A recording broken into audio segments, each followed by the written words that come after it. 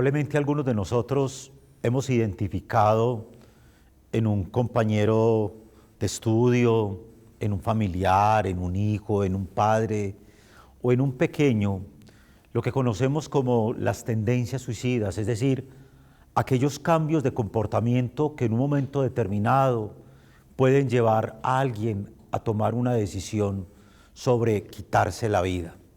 Pues bien, es que las cifras de medicina legal en nuestro país no son alentadoras. El hecho de que a lo largo de la pandemia hayan aumentado los suicidios en nuestro país y en el mundo entero, cifras de cómo cerca de cada 40 segundos se suicida una persona en el mundo, o el hecho de que niños entre los 8, 9 y 12 años estén quitándose la vida, nos tienen que poner a pensar como sociedad y como país. De ahí que en este espacio de opinión de En Rojo y Negro queramos ofrecerles una reflexión desde la Dirección de Psicología de nuestra universidad y el Centro de Atención Psicológica, que detectar a tiempo, cómo detectar a tiempo un caso de estos, pero sobre todo cómo acercarnos para que entendamos que cualquier esfuerzo por salvar una vida vale la pena. En la siguiente nota queremos contextualizarlos acerca de cifras, pero sobre todo motivos que pueden llevar al suicidio. La nota con la que iniciamos este espacio de opinión de En Rojo y Negro.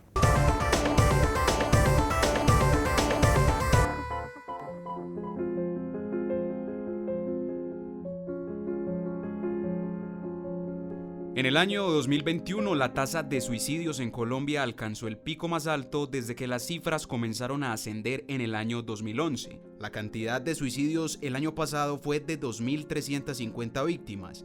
De estas, 255 corresponden a menores de edad y 355 a personas entre los 20 y 24 años, siendo este el rango en el que más casos se presentaron.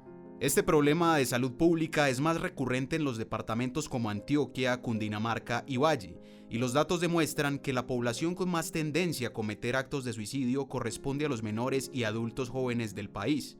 Los motivos por los que una persona puede llegar a tomar una decisión como esta pueden sostenerse principalmente en dos antecedentes: una enfermedad mental de base, como la depresión, la ansiedad, entre otras afectaciones que alteren componentes hormonales del cerebro, y que si no son tratadas con antelación pueden desencadenar como consecuencia un intento de suicidio.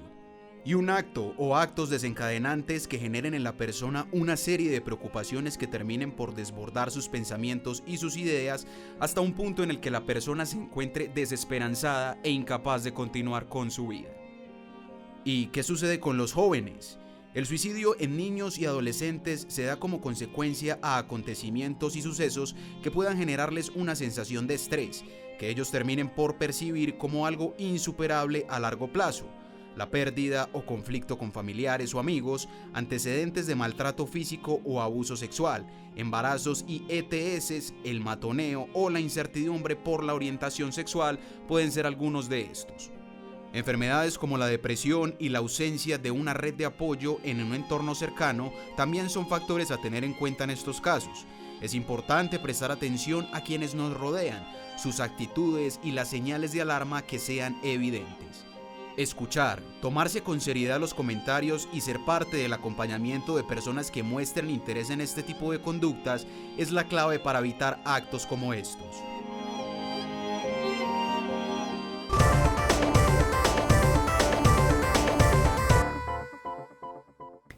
Es evidente a partir de la nota periodística que acabamos de escuchar que el tema del suicidio, sobre todo en jóvenes y niños, aumenta a ritmos acelerados. Esas cifras de medicina legal nos ponen a pensar cómo no poner el foco en un tema de reflexión como este. Es por eso que en este espacio de opinión contamos con la presencia del director de la Facultad de Psicología de nuestra universidad, Rodrigo Massocea, quien es doctor en psicología y especialista en terapia cognitiva. Director, bienvenido y gracias. Muchas gracias, César, por la invitación. Y nos acompaña igualmente Melissa Correa, quien es psicóloga del Centro de Atención Psicológica de nuestra universidad. Rodrigo, cuando nosotros pensamos en un tema tan sensible, inmediatamente, por lo regular, como en un marco general, uno pensaría, claro, es que se incrementó por el asunto de la pandemia y todo lo demás, pero cuando uno revisa esas cifras de los últimos 10 años, por encima de los 2.000 casos, y sobre todo en niños y en jóvenes, nos pone a pensar cuáles son, a juicio suyo, los principales detonantes que pueden llevar a un pequeño, a un adolescente, a un puber, ¿de acuerdo? Como a tomar una decisión de este tipo. Bueno, empecemos diciendo que el suicidio es un problema a nivel mundial. Claro. Las cifras indican que cada 40 segundos se está suicidando una persona en el mundo, lo que es una cifra bastante elevada. Y en Colombia, lamentablemente, ha ido en aumento en los últimos años, considerando que en el año pasado hubo un aumento del 22% de los suicidios cometidos. Y cuando se habla de la conducta suicida, hablamos de 3 cosas fundamentales. Sí. La ideación suicida, que son esas ideas que son recurrentes como rumiaciones en la mente de me quiero morir, me quiero matar, estaría mejor muerto. Los intentos suicidas y los suicidios en sí, porque muchos intentos no llevan al suicidio, pero sí ocasionan lesiones y obviamente generan gran preocupación. Entonces, cuando se habla de la conducta suicida, sobre todo en los niños, en los jóvenes, en los adolescentes, estamos hablando de una situación que ha ido en aumento, que en la pandemia también, claro, por el aumento de los problemas en salud mental, sobre todo depresión y ansiedad, también aumentó el número de suicidios y de intentos suicidas, y esto parece tener que ver con un asunto que en la actualidad se define como mayor presión sobre las personas, porque vivimos en un mundo muy competitivo, en un mundo donde todos queremos salir adelante, mostrarnos como mejores, competir con el otro, y esa presión hace que algunos entren en conflictos emocionales y tengan estos intentos, estas conductas y estas ideas suicidas. Cuando ese panorama, el que nos plantea Rodrigo Melisa, aparece, probablemente no aparecen de la noche a la mañana. Se vienen dando en términos de el que se encierra y prefiere no salir de su cuarto, el que deja de alimentarse, el que cambia su conducta de la noche a la mañana, el que empieza a vestirse distinto, el que se deja influenciar por determinadas redes, por determinados juegos. Entonces aparece como todo un panorama y entonces, claro, el contexto familiar y de amigos empieza a ocupar un lugar muy importante. ¿Cómo empezar a detectar eso cuando en casa nos encontremos ante situaciones de este tipo o incluso en el ambiente académico o escolar? Es cierto que las personas que rodean a una persona que tiene ideas o intenciones de acabar con su vida se vuelven un factor importante. No es responsabilidad de ellos lo que pase con esa persona, pero no podemos desconocer que finalmente sí pueden estar, sí pueden apoyar. ¿Cómo? Que a veces uno se pregunta, uno va al cómo y yo cómo hago, cómo acompaño, cómo escucho.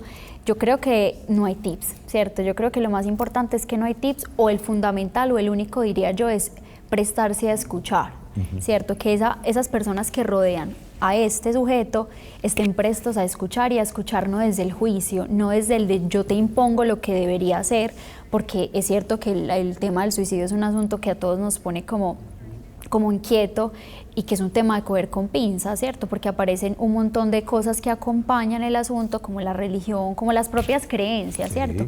Lo nombremos desde la religión o no. Pero finalmente sí son personas que se vuelven importantes, porque a veces se habla mucho de es que está llamando la atención, y yo creo que sí se está llamando la atención.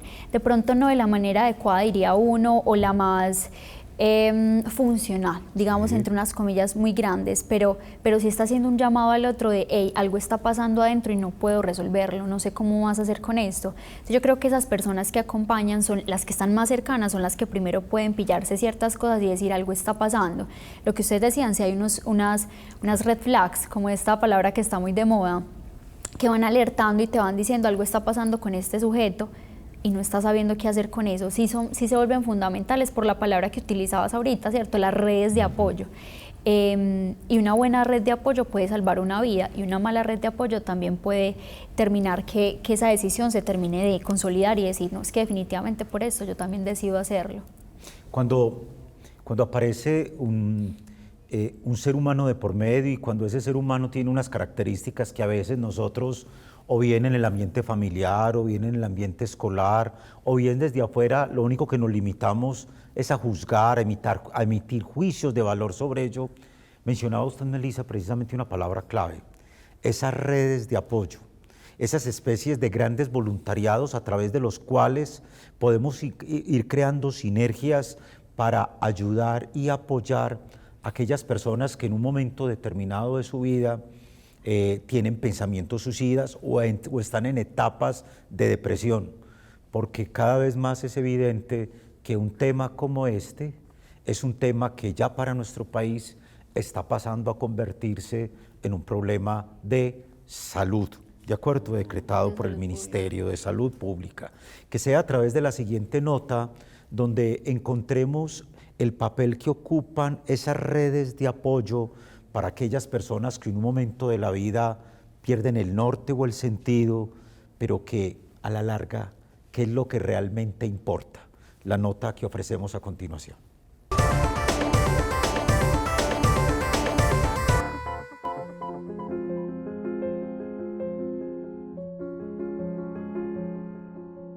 Resulta que yo soy una persona que tengo estados de ánimo bajitos y de pronto eso que estaba bajito se baja un montón. Y entonces ya no es que pase los días normalmente y a veces me parecen grises, sino que los días me parecen muy oscuros. Y entonces uno ya puede empezar a ver como familia, como redes de apoyo, a este le está pasando algo. Por eso a mí me gusta la palabra ruido, porque miren que hay cosas que no nos generan ruido, pero hay asuntos y comportamientos y actos del otro que uno dice, esta persona está diferente.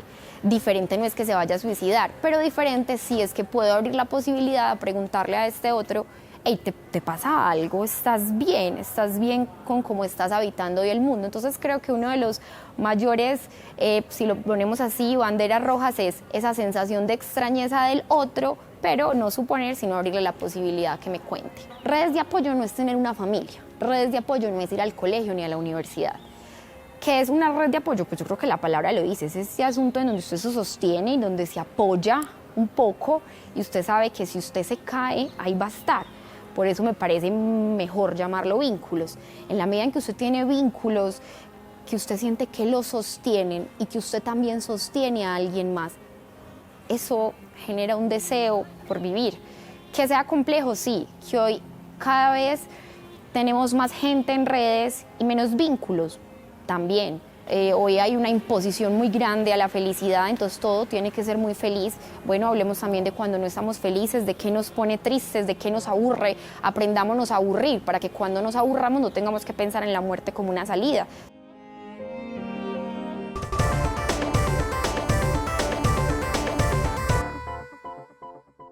Continuamos en nuestro espacio de opinión de En Rojo y Negro, reflexionando sobre el tema del suicidio, sobre todo en niños y adolescentes. Una problemática que cada vez más crece en el mundo entero y a la que Colombia no es ajena.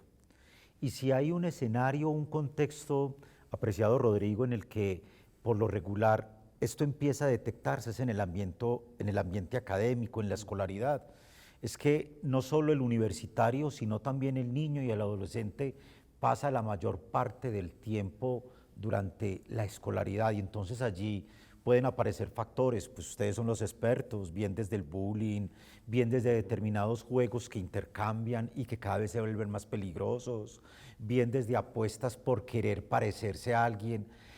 ¿Cómo detectar en el ambiente escolar eso?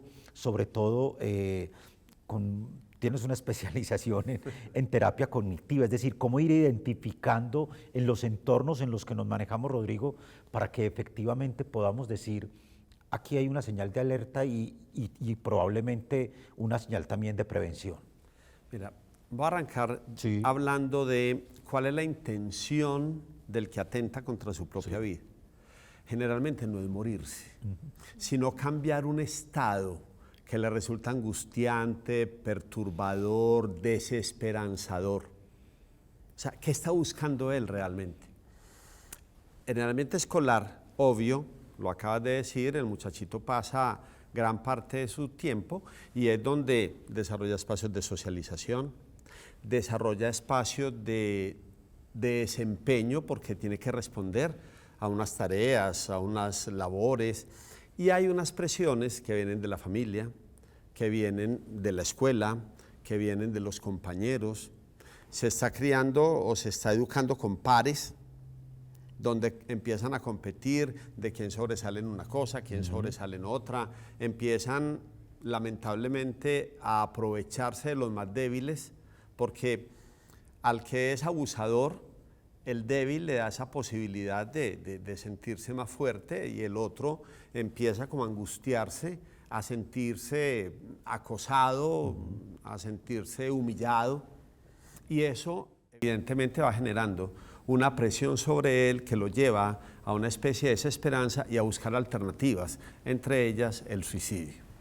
Entonces, las escuelas y las instituciones de educación en general se convierten en centros donde debe haber un entrenamiento con docentes, con personal, inclusive un trabajo con los mismos estudiantes, para que sean ellos quienes aprendan a hacer una detección temprana, a detectar a tiempo aquellas manifestaciones como cambios, aislamiento, retraimiento, dificultades de socialización, dificultades académicas inclusive, encierros en la habitación, no querer salir, o sea, tantas cosas que pueden anunciarnos que ahí puede estar pasando algo. A veces los profesores se llenan de pánico porque no saben cómo intervenir, pero si en las escuelas los entrenáramos al menos a detectar, ellos sabrían cómo derivar un caso de esos que necesita ayuda, pero con los compañeros también, para que los mismos compañeros que empiecen a detectar esos cambios en sus amigos cercanos sean capaces de reportarlo y buscar como opción de salida una intervención oportuna. Y en eso también tienen que ver mucho las familias. Entonces mira que es un asunto donde se implican diversas instancias, porque recordar que de las peores cosas que le puede pasar a una persona y que lo puede llevar al suicidio es sentirse solo. En ese marco, Melissa, aparece un lugar muy importante en nuestra universidad, como es el Centro de Atención Psicológica, a través del cual pues llegan casos desde el colegio, incluso de personas de fuera, ¿cierto? De público externo a la universidad. ¿Qué trabajos realizan allí en términos de detección, prevención y sobre todo de impactar para que efectivamente podamos salvar vidas o al menos salvar salud mental en las personas? Pues mira, la intención siempre es apostarle a temas de prevención. En este caso, la prevención se da en diferentes niveles. Hay un primer nivel donde no ha pasado nada y yo prevengo, lo que decía Rodri, para prevenir y que no llegue a la intervención, porque esa sería una prevención de segundo nivel, donde yo ya intervengo algo que ya pasó. El primero es más como un asunto de sensibilizar a partir de... En el Centro de Atención Psicológica, pues obviamente se ofrecen servicios de psicología. También en Bienestar, que en el primer piso se ofrecen, por ejemplo, lugares de escucha, asuntos de citas prioritarias. Por ejemplo, hay lugares como de más urgencia para una urgencia, ¿cierto? Porque uno no sabe cuándo va a tener una crisis o cuándo va a tener un malestar tan grande que eso le implique decidir por su vida. Desde el CAP, de alguna forma, lo que se busca es intervenir desde lo singular, desde la escucha, desde el yo te abro un espacio para que vengas y pongas un malestar y tu sufrimiento, y pensemos en las formas en las que puedes encontrar ahí para engancharte a la vida, porque claro, yo no puedo venir a decirte con qué te vas a enganchar a la vida. Muchas veces uno que escucha, por ejemplo, en los pacientes, que lo que le dicen sus redes de apoyo, o sea, sus personas cercanas son, pero tenés familia, pero te lo hemos dado todo, pero esto, pero lo otro, y la respuesta de ellos siempre es que el problema no es ese. Es un dolor aquí interno, es un asunto sin resolver, es un dolor muy grande ante algo que parezca grande o pequeño para el otro, pero para ellos es grande. Entonces es como sensibilizar en este tipo de cosas, prestarnos para hablar, ir a hacer conversatorios, porque yo creo que hay que darle un nombre, lo que Rodrigo decía, hay que permitirle al otro nombrar este tema que se ha vuelto tan tabú, y es decirle, venga, hablemos de esto, porque si esto se calla es como decir esto no existe, y si yo no hablo de algo, ¿cómo lo intervengo, cómo lo identifico, cómo puedo hacer algo? Como Rodri también lo decía, una intervención oportuna. Entonces desde el CAP lo que se ocupa es de esto también, no solamente desde la consulta cuando ya es el 1 a 1, sino en lo que puede llegar a varias personas, venga, ¿qué se puede hacer? Esto es importante darle un lugar, de esto es importante hablar, porque esto sí puede salvar vidas. Cuando la gente dice, hey, venga, a mí esto me pasa, y yo lo identifico en mí, o venga, yo siento que esta persona tal cosa, y que se generen espacios de conversación, de sensibilización, porque es necesario. No nombrarlo solamente hace que se quede como a un ladito, como a un costado, pero no hace que no esté, porque siempre ha estado. Y eso inmediatamente, Rodrigo, nos plantea como unos retos, y sobre todo en estos siglos, en los siglos de la digitalización, en los siglos en lo que todo se muestra, todo se conoce, entre más me conozcan mejor, entre más publique mejor. Entonces, claro, eso se convierte como en una especie de bola de nieve que va creciendo, y a veces no siempre estamos en capacidad de manejar, y menos personas sin la suficiente formación y todo lo demás.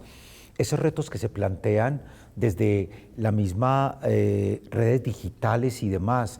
Por ejemplo, Google está planteando ahora como motor de búsqueda tratar de identificar en las búsquedas personas que más buscan situaciones de suicidio para mirar cómo hacerlo, saber cómo brinda ayuda, y así se van creando conectores y lazos que puedan irse dando desde lo digital a lo que tienen tanto acceso, porque son nativos digitales casi todos ellos, sí, cómo trabajarlo.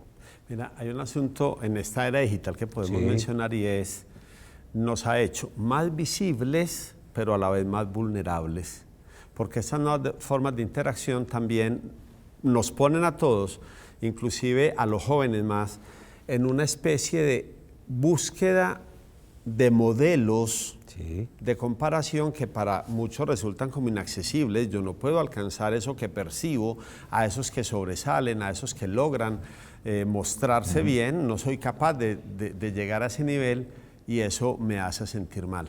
Entonces los jóvenes empiezan como a, diciéndolo en términos muy pasados, por debajearse, sentirse menos, compararse y verse peor que el otro, y eso obviamente lo lleva a sentirse mal y a buscar estas salidas que estaba mencionando.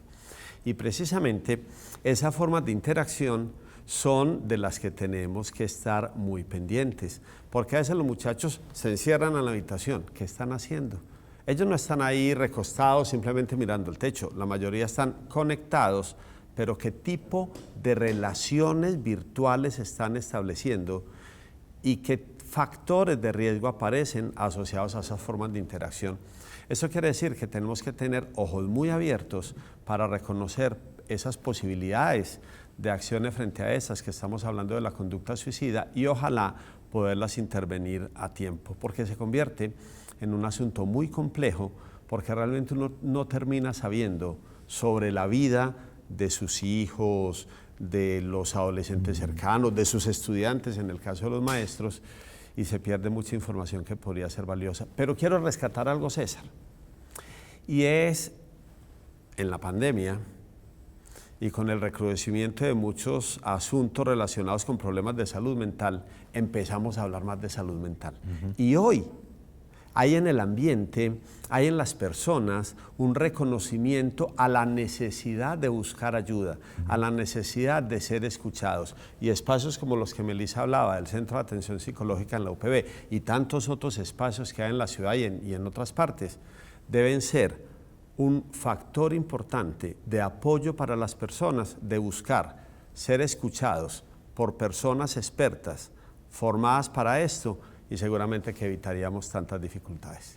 ¿Qué decirle finalmente, Melissa, a nuestras familias, a nuestros grupos de amigos, en términos bueno, es evidente que quizá el no detectar lleva a que sucedan las cosas, ¿verdad? Y las familias muchas veces se sienten en una encrucijada, como la mamá debe ser la mejor economista, pero a la vez la mejor psicóloga, pero a la vez la mejor amiga, y bla, bla, bla. Entonces va siendo una sumatoria. Entonces, claro, el mundo se le va volviendo más grande de lo que ya es, y se pregunta también, ella entra en crisis, ¿no? O sea, ¿será que no soy buena mamá? ¿Será que soy inútil? Entonces esas son las reflexiones que suelen hacerse al interior de los hogares. ¿Qué llamado hacer para que efectivamente podamos saber que necesitamos ayuda e ir donde realmente no la puedan brindar. Dijiste algo demasiado importante, César, y es un asunto de devolverlo propio, algo que no es mío. Me explico. Mi hija está planteando la idea de morir o el deseo de morir, y como madre automáticamente se siente, es que es por mi responsabilidad, algo hice mal. Y yo creo que es importante decirle a estas personas, esto no es por un asunto de afuera, esto es un asunto muy interno y muy de adentro, y es un asunto tan personal que no es por X o por Y, o porque se hizo, porque no se hizo, entonces como madre fui buena, fui mala, como padre estuve, no estuve. No está en eso. Hay un montón de contingencias en la vida que las personas atraviesan y que no tiene que ver necesariamente con los padres, ¿cierto? O que sea responsabilidad de ellos la elección propia por la vida. Yo qué les diría, a veces llegan muchas mamás muy angustiadas a terapia diciendo, ¿yo qué hago? ¿Yo cómo la salvo? Pregúntele. Abra un espacio de conversación, abra un puente, converse con esa persona, porque nadie más le va a decir qué está pasando con ese sujeto, con esas emociones de esa persona y con ese sufrimiento de esa persona.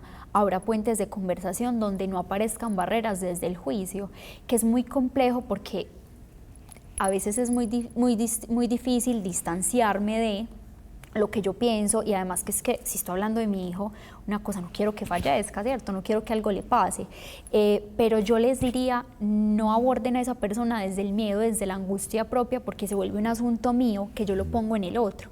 Busquen otros espacios donde poner esa angustia, llámese psicólogo, llámese redes de apoyo, llámese zonas de escucha, llámese otros espacios donde esas personas puedan poner ese miedo, pero que no se lo pongan a la persona que les está compartiendo, quiero quitarme la vida, porque ¿qué pasa? Silencian a esa persona.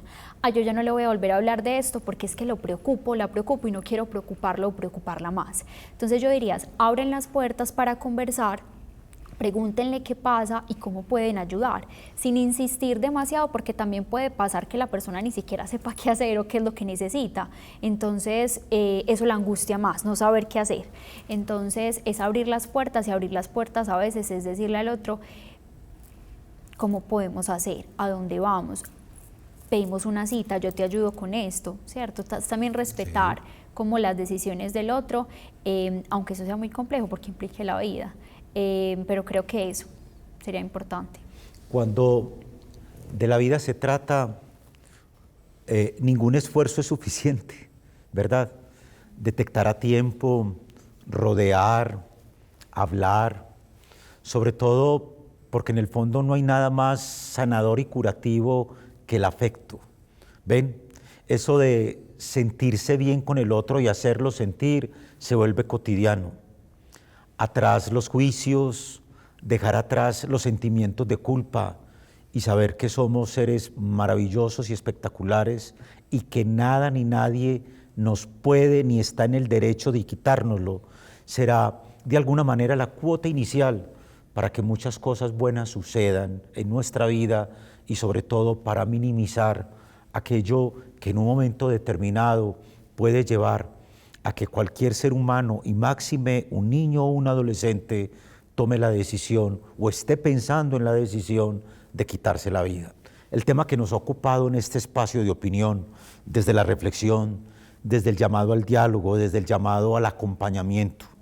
Al director de la Facultad de Psicología, doctor Rodrigo Mazo, mil gracias por tu presencia, igualmente Melissa Correa desde el Centro de Atención Psicológica, porque es a partir de estas reflexiones donde creamos conciencia crítica de la sociedad a la que pertenecemos.